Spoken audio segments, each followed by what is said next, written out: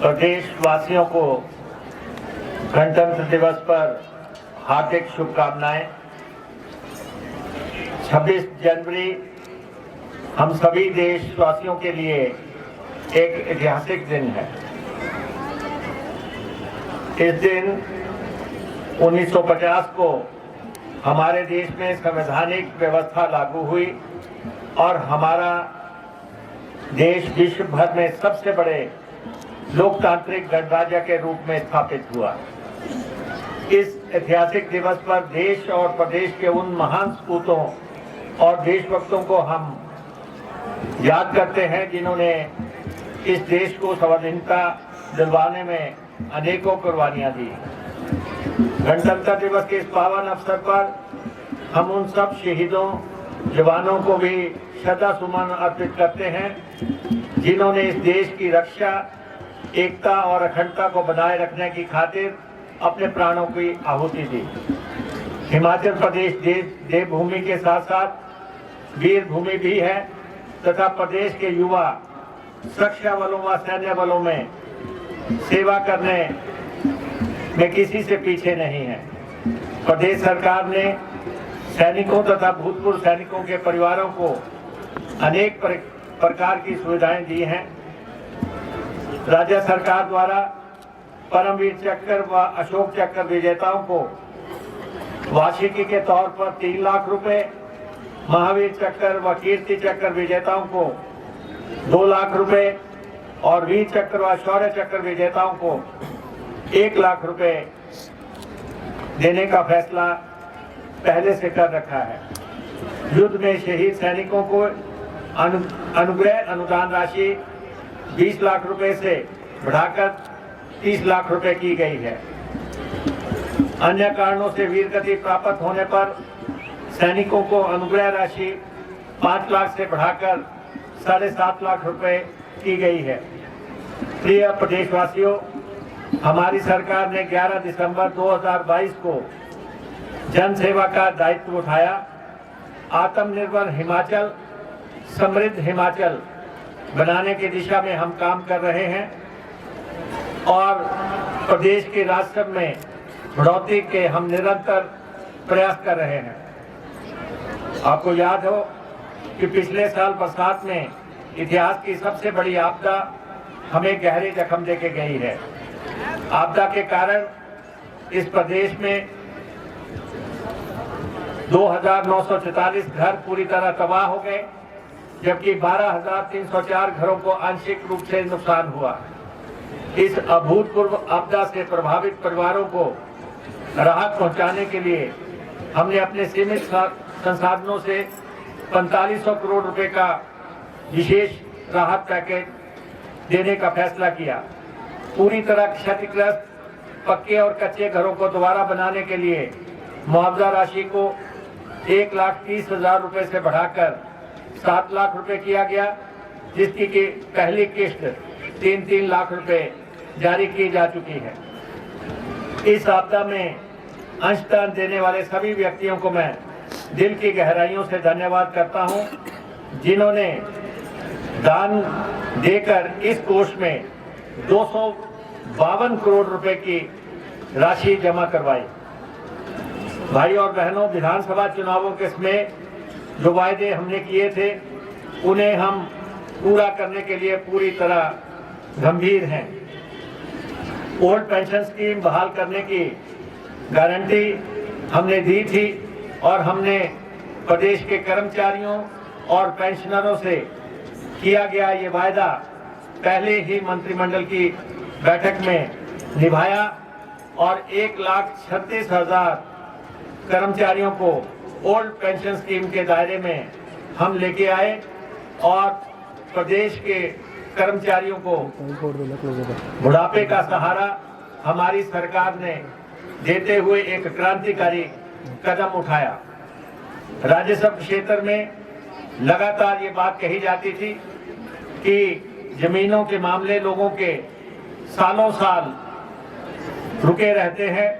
हमने एक कैंपेन के तहत इस काम को किया और 65,000 से अधिक इंतकाल और 471 तकसीम के मामलों का रिकॉर्ड्स में निपटारा किया, जो लंबे समय से लंबित पड़े हुए थे, और ये प्रक्रिया भी जारी है। प्यारे प्रदेशवासियों, हिमाचल देश का ऐसा पहला राज्य बना है जिसने प्रदेश के बेसहारा बच्चों के लिए एक विशेष कार्य योजना बनाई और उन सब बच्चों को जिनके माता पिता की मृत्यु हो चुकी है, उनको चिल्ड्रन ऑफ द स्टेट का दर्जा देकर उनकी सारी जरूरतों का भार अपने कंधे पे लिया। अब ये बच्चे जिनके माता पिता नहीं हैं, उनके माता पिता की भूमिका में हिमाचल प्रदेश सरकार काम कर रही है।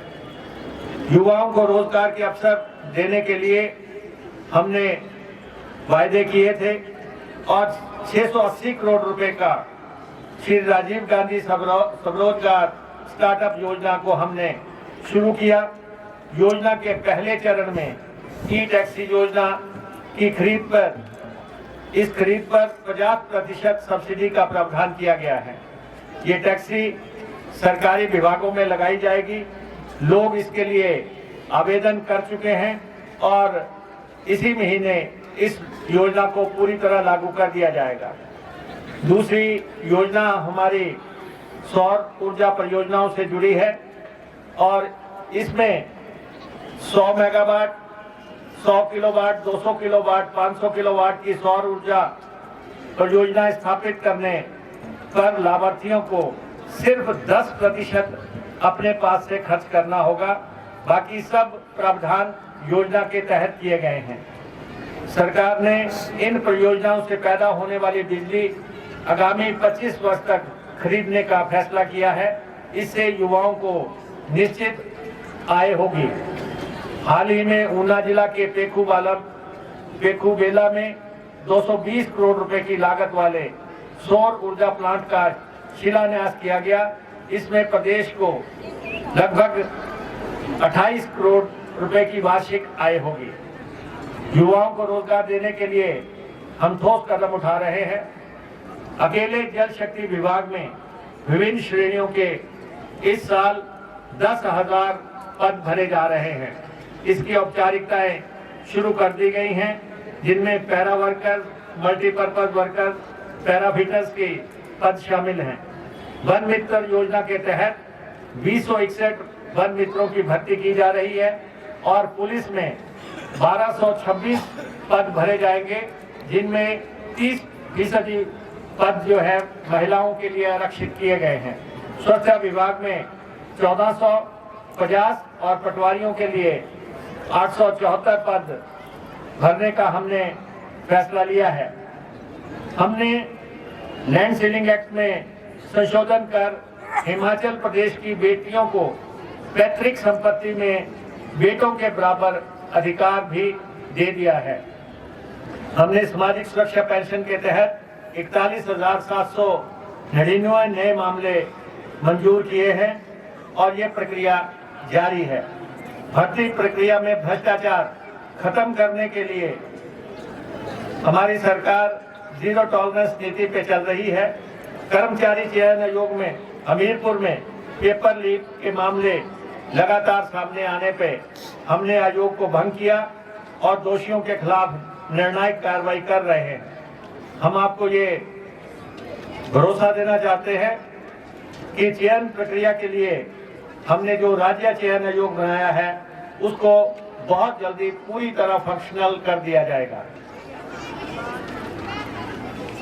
हमने सेब के साथ साथ आम और नींबू प्रजाति के फलों के समर्थन मूल्य में भी जहां वृद्धि की है, वहीं निचले और ऊपरी क्षेत्र की दीवार को खत्म करते हुए सेब और नींबू प्रजाति के फलों का समर्थन मूल्य प्रदेश में एक बराबर कर दिया है। हिमाचल प्रदेश देवभूमि है। हमारी सरकार ने प्रदेश के धार्मिक स्थानों को ट्रांसपोर्ट सर्किट से जोड़ने के तहत दर्शन सेवाएं शुरू करने का फैसला किया है। प्रदेश में 250 दर्शन सेवाएं चलाई जाएंगी, जिसके तहत अयोध्या, वृंदावन, अमृतसर, डेरा ब्यास, हरिद्वार, चिंतपूर्णी, ज्वालामुखी, खाटू श्याम, नैना देवी और बाबा बालकनाथ सहित सभी धार्मिक स्थलों को बसें चलाई जाएंगी। और इसी कड़ी में आज हम हमीरपुर से वृंदावन के लिए सीधी बस सेवा शुरू करने जा रहे हैं। हमारी सरकार इन बसों की ब्रांडिंग करेगी और लोगों की धार्मिक आस्थाओं को पूरा करने में सहयोग करेगी। सरकार ने अयोध्या के लिए 6 बसें और हरिद्वार के लिए 50 बसें चलाने का फैसला किया है। हमारी सरकार ने हरित प्रदेश कायम रखने के लिए ई बसें चलाने का फैसला किया है। इसके तहत अगले 4 साल में परिवहन निगम के बेड़े में 2000 नई बसें शामिल की जाएंगी। इसी वर्ष 327 बसें खरीदकर हम परिवहन निगम के बेड़े को पहले से सशक्त करेंगे। प्रदेश में सत्ता परिवर्तन के बाद अब तक हम निगम के लिए 300 बसें खरीद चुके हैं। प्रदेश सरकार ने एचआरटीसी में ही ड्राइवरों और कंडक्टरों के 700 पद भरने की प्रक्रिया शुरू कर दी है और इसे बहुत जल्दी पूरा किया जाएगा। निगम की बसों में ई टिकटिंग की व्यवस्था लागू करने के लिए मशीनों की खरीद की प्रक्रिया पूरी कर दी गई है। परिवहन विभाग प्रदेश में राजस्व में सहयोग करते हुए जो पिछले साल रेवेन्यू 500 करोड़ था, उसे इस साल बढ़ा के 850 करोड़ रुपए पहुंचाने के लिए अग्रसर है। आने वाले समय में प्रदेश में वाहनों की पासिंग मशीनों के माध्यम से होगी और मैनुअल व्यवस्था बदल दी जाएगी। अब लर्निंग लाइसेंस आप अपने घर पे बैठ के ही बना सकते हैं। हमारी सरकार ने रोपवेज को बढ़ाने के लिए अहम फैसले लिए हैं। राजधानी शिमला में पब्लिक ट्रांसपोर्ट रोपवेज की स्थापना के लिए 1655 करोड़ रुपए की महत्वाकांक्षी रोपवे योजना पे जल्द कार्य शुरू होने जा रहा है। धार्मिक क्षेत्रों में रोपवे लगाने के लिए हम कुल्लू के बिजली महादेव, चिंतपूर्णी माता और बाबा बालकनाथ में रोपवेज प्रणाली को शुरू करने के लिए वचनबद्ध है। प्रदेश में धार्मिक स्थलों की सौंदर्यता विस्तारीकरण के लिए और वैभवता के लिए एक योजना पे कार्य हो रहा है और इसी कड़ी में माता चिंतपूर्णी में एक भव्य भवन माता का बनाना प्रस्तावित है, जिसके लिए तमाम औपचारिकताएं पूरी कर ली गई हैं। प्रदेश के मंदिरों के आय व्यय को हम सार्वजनिक करेंगे और श्रद्धालुओं को बेहतरीन सुविधाएं देने के लिए हर संभव प्रयास करेंगे। जल शक्ति विभाग ने आपदा के समय में बेहतरीन कार्य करते हुए प्रदेश के लोगों को पानी पहुंचाने के लिए पुख्ता प्रबंध किए। विभाग अब आने वाले समय में सिंचाई के क्षेत्र पर ध्यान केंद्रित करना चाहता है ताकि हर खेत को पानी पहुंचाया जा सके। इसके अतिरिक्त प्रदेश के धार्मिक स्थलों और मोक्ष स्थलों, स्वर्ग धामों पर पानी की व्यवस्था सुनिश्चित करने के लिए हम प्रयास कर रहे हैं। कुल्लू की ब्यास नदी की चैनलाइजेशन करने और कांगड़ा की बीना सिंह सिंचाई योजना का कार्य पूरा करने का मामला हम केंद्र के साथ उठा रहे हैं। जहां तक हमीरपुर जिले का सवाल है, जल शक्ति विभाग इस जिला में अकेले हमीरपुर जिला में 1350 करोड़ रुपए के प्रोजेक्टों पे काम कर रहा है। इसमें 1000 करोड़ रुपए की 150 पेयजल योजनाएं शामिल हैं। इसके बाद जिले में पेयजल की समस्या हमेशा के लिए समाप्त हो सकेगी।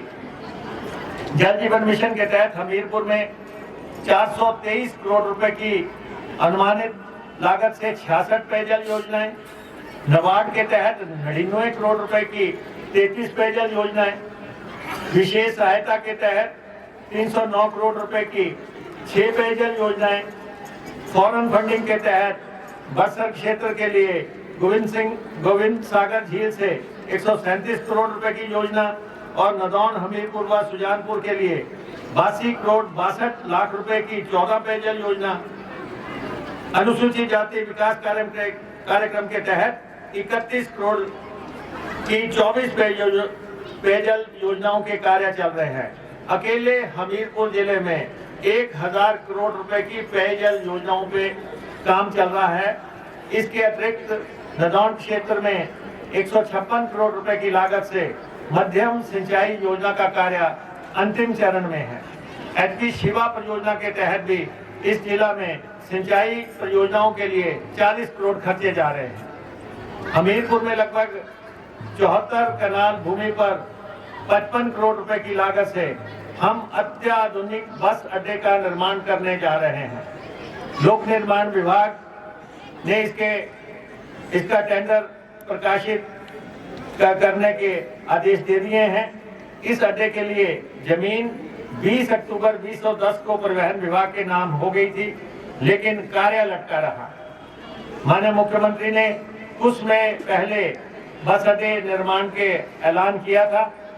उसी के मद्देनजर हमने तमाम औपचारिकताएं पूरी करके हमीरपुर जिला को एक बेहतरीन भव्य बस अड्डा उपलब्ध कराने का तमाम कार्य पूरा कर लिया है। भोरंज के समूहताल में भी 3 करोड़ 30 लाख रुपए की लागत से हम बस अड्डे का निर्माण करने जा रहे हैं। नदौन के निकट मौल घाट में ई बस डिपो के लिए 122 कनाल भूमि हस्तांतरित कर दी गई है। ई बस डिपो की पहली फेज में लो फ्लोर की टाइप 1 25 बसें जो है उपलब्ध करवाई जाएंगी और इन ट्रांसपोर्ट के जुड़े हुए बस अड्डों का और बसों के लिए और के साथ साथ ई चार्जिंग स्टेशन हम बना रहे हैं। हमीरपुर में एचआरटीसी वर्कशॉप और बस स्टैंड में 630 केवीए और जाहू में 450 केवीए के चार्जिंग स्टेशन स्थापित कर दिए गए हैं। ई बस डिपो नदौन में भी 2000 केवीए का चार्जिंग स्टेशन स्थापित हो रहा है। साथियों, हमारी सरकार ने सत्ता परिवर्तन के बाद हमीरपुर को पूरा अधिमान दिया है। अणु में हिमाचल प्रदेश ऊर्जा निगम लिमिटेड HPPCL का सोलर ऑफिस खोला गया है। हमीरपुर में हिमाचल प्रदेश परिवहन अपीलीय ट्रिब्यूनल स्थापित किया गया है। हमीरपुर में बिजली बोर्ड के मुख्य अभियंता कार्यालय खोलने के लिए मंजूरी प्रदान की गई है। इसके अतिरिक्त डॉक्टर राधाकृष्णन राजकीय मेडिकल कॉलेज के लिए जोन सप्पड़ में लगभग 380 करोड़ रुपए की लागत से नए कैंपस का निर्माण तेजी से है और इसके लिए धनराशि लगातार मुहैया करवाई जा रही है। आने वाले समय में यहाँ पे nursing college, cancer care unit और अन्य आधुनिक चिकित्सा सुविधाएं उपलब्ध करवाने की दिशा में कार्य किया जा रहा है। जिला हमीरपुर में 5 हेलीपैडों के निर्माण के लिए 12 करोड़ 57 लाख रुपए मंजूर किए गए हैं। इनमें से 3 का कार्य प्रगति पे है। नदौन में पर्यटन विभाग के होटल एवं पर्यटन परिसर के निर्माण के लिए 43 करोड़ रुपए मंजूर किए गए हैं। हमीरपुर जिला के विकास को हम पूरे प्रदेश के साथ गति दे रहे हैं और इस क्षेत्र को सुंदर और वैभवता इसकी कायम करने के तमाम तरीकों पे हम काम कर रहे हैं। मैं एक बार फिर से गणतंत्र दिवस की हार्दिक शुभकामनाएं देता हूं और आपको ये बता देना चाहता हूं कि वित्तीय स्थितियां दिक्कतों के बावजूद भी प्रदेश सरकार ने पूरे राज्य का विकास और हमीरपुर का विकास को गति देने के लिए तमाम कोशिशें की है। हालांकि हमें विरासत में 92,000 करोड़ रुपए का कर्जा और देनदारियां मिली थी। इसके बावजूद हमने वित्तीय अनुशासन कायम किया और प्रदेश में सब लोगों को खुशहाल करने के लिए और उनका ड्यू देने के लिए तमाम प्रयास किए गए हैं।